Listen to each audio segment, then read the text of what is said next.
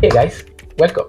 My name is Anthony Ochiko, and in today's video, I'm going to be sharing some of the things that I've experienced and I've been living in Qatar. So just in case you are planning to move to Qatar and you don't know how to go about it, probably you are planning here to come here for a job opportunity or explore the city of Qatar and see how it is. Maybe this video is for you, or you've heard a lot of agents trying to like scoop you or collect money from you. You know how it goes with these people, and you are not too sure. My 18 months living in this country, as at the time of making this video, I'm going to be sharing my personal experience and from the research that I have made. So stick to the end of this video. This video is going to be pretty bit long. However, there's going to be timestamp on the video description. You can just skip to the part that you want to listen to. Without wasting much of your time, please, let's get down to the business of today. And before we do that, if you haven't subscribed to this channel yet, please do well to subscribe to this channel.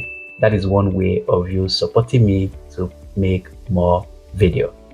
So over here, I have prepared a list of what I'm going to be discussing as regarding to Qatar. So this thing that I have prepared over here, we're going to be looking at them one after the other. First of all, we're going to be looking at the economy of Qatar, the political structure of Qatar, the people, the visa, and most importantly, the part that you want to listen to. How can you move to Qatar with employment visa? That will be the last part. Probably you want to skip to the last part of this video. Just go to the timestamp on the video description. You can do that. If you are trying to travel abroad for a better opportunity, probably you've tried UK, you tried Canada, you tried US, but they are not working out. The Middle East, Qatar to be precise, might just be a favorable opportunity for you to get to that dream destination that you want to go. So where is Qatar? Qatar is a peninsular Arab country whose terrain comprises of arid desert and a long Persian Gulf, shorelines of beaches and dunes. Also on the coast is the capital city, which is referred to as Doha, known for its futuristic skyscraper and the ultra-modern architecture inspired by Asian Islamic design, such as the Limestone Museum of Islamic Art. The museum sits on the city's Corniche water promenade. The question that you might be asking is that, is Qatar a place to live with your family? Of course, Qatar is a place to live with your family. There are good schools that you can enroll your kids, and there are shopping centers. There are also play areas or playing ground where you can take your kids to play with. And the good thing is that families and children are well respected in this country. The country is ranked 39th out of 182 countries on the Child Rights Act Index 2021. Sheikh Mohammed bin Antani is the first ruler to rule the country. He is one of the prominent leaders who unite the Qatari tribes together when they were in difficult stage. He is known for his leadership, his foresightedness, and his love for literature and poetry. But the question is, why is Qatar so rich?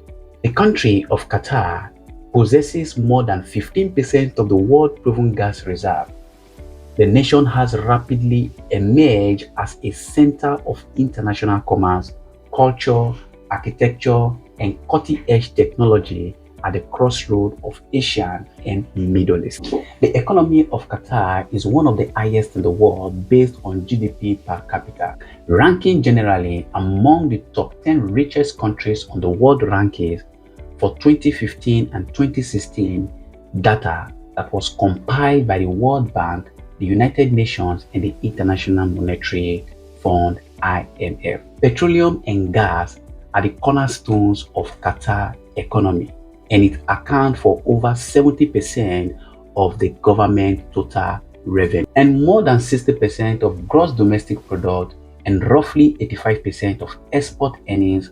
Qatar has the world's third largest proven natural gas reserve and is the second largest exporter of natural gas.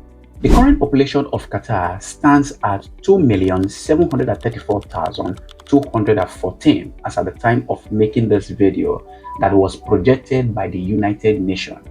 And they also projected that by the 1st of July 2024, the population is set to rise to about 3 million.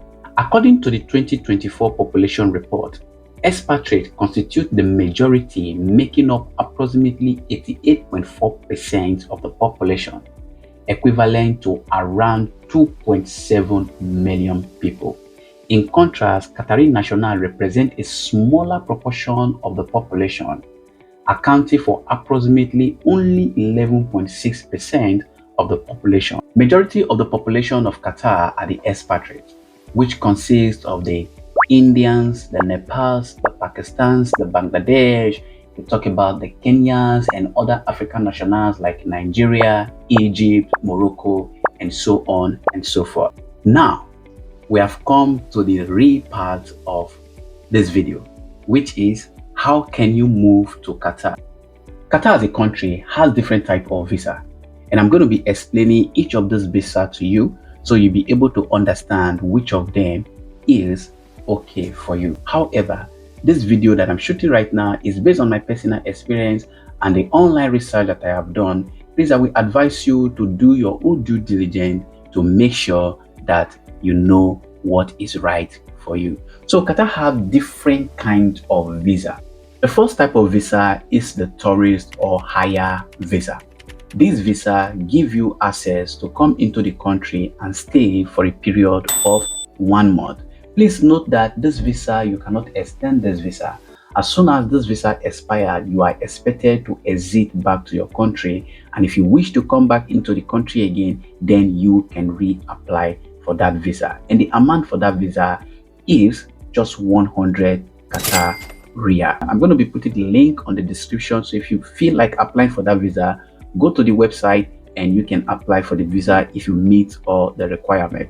Talking about the requirement, how do you meet the requirement? First, you must have a hotel booking and a return ticket. These two are the most important requirement that you need to meet in order for you to get the visa. And secondly, upon the time that you are applying for this visa or upon the time that you want to arrive in the country, your passport must be minimum of 6 month validity. Minimum 6 month validity, but I will advise you to have a minimum 1 year validity on your passport. However, minimum 6 month validity upon the time you arrive in the country is more than enough. The criteria, they are still the same: hotel accommodation, or you already have somebody who have a property here that you're going to live. That person has to register your name in the website of the visa application in order for your visa to be granted.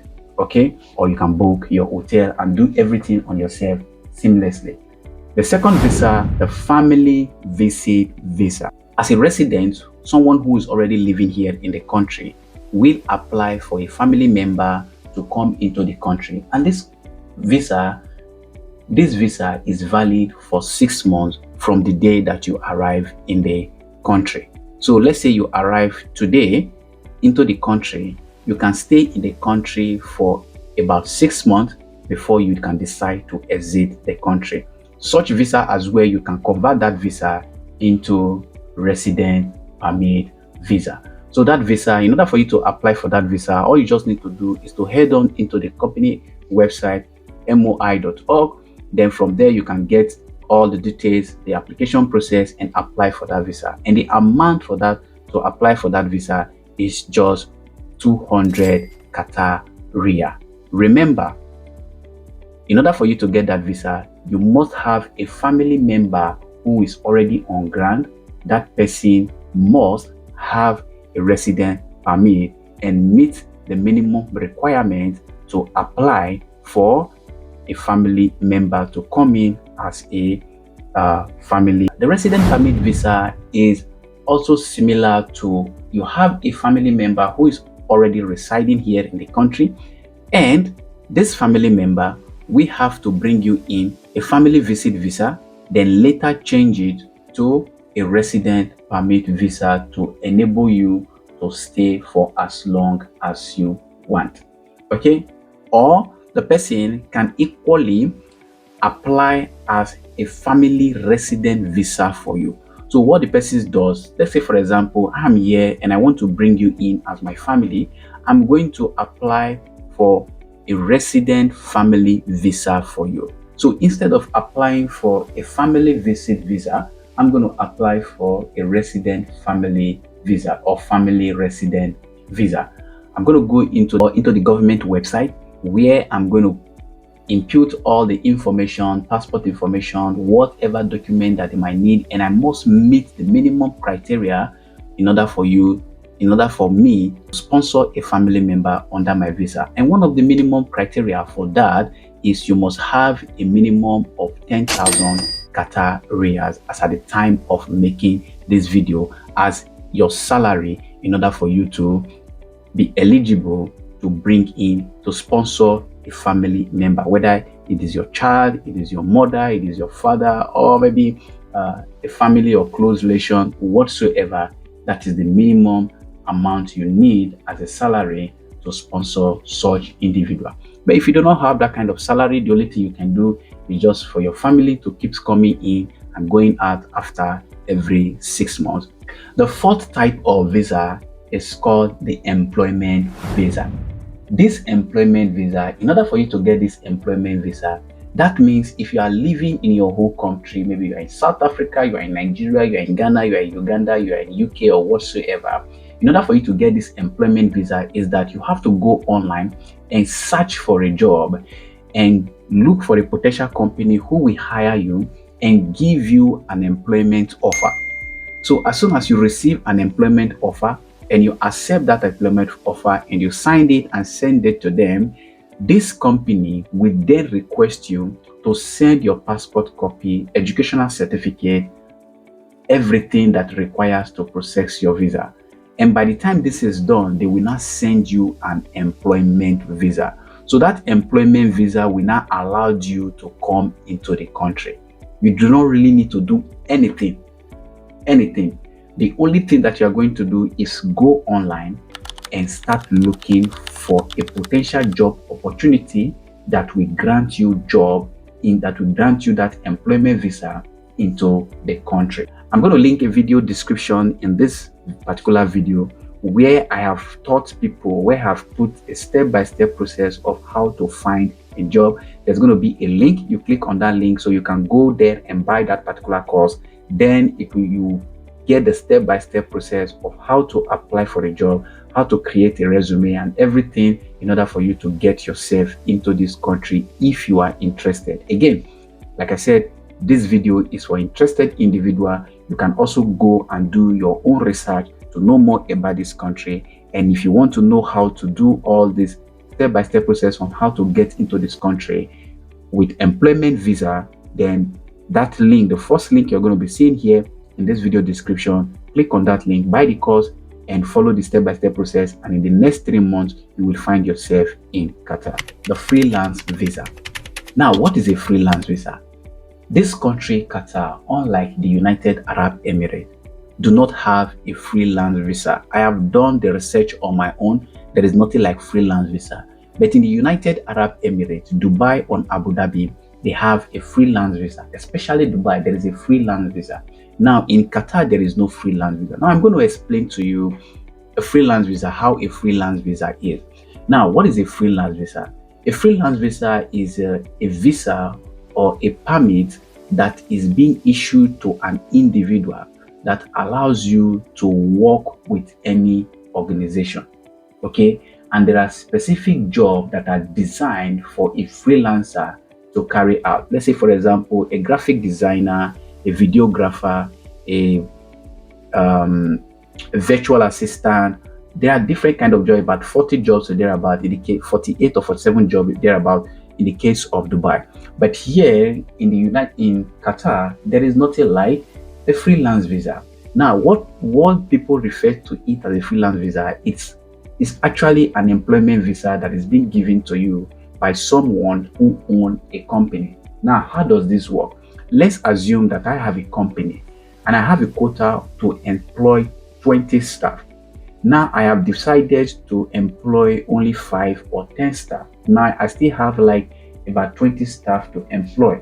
It depends on me if I want to employ those staff or not, right? So what I'm going to do is that I'm going to sell these quotas that are remaining in order for me to make some money for myself. So what I want to do is to get individual people who are interested. For example, someone who came here with Hayya visa or came here with family visit visa, and the person needed to change his visa. And if I can sponsor that person, good for me. The person will pay me the amount that is required. Maybe I decide to sell that quota, that one quota for maybe 2,000, 5,000, 3,000 is an added money to me. So the person goes ahead, give the person the visa, process everything, send the person for medical and everything, and the person now have a resident permit visa that allows him to work with any organization.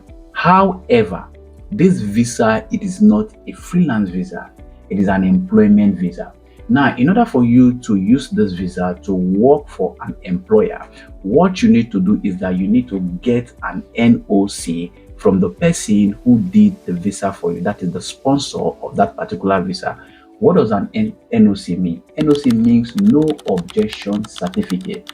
Basically, what this N.O.C carries is that I have no objection that the bearer, the name, whose name and whatsoever appears in this particular document or ID card, can work with your organization in your own terms or upon the terms that both of you agree on. So I hold no objection or no obligation to come to you and report you to the police. So the person actually issued that person who he has given a visa and N.O.C to tender to the company or to the employer that he wants to work with. So in this country, there is nothing like freelance visa, but people refers to it as a freelance visa.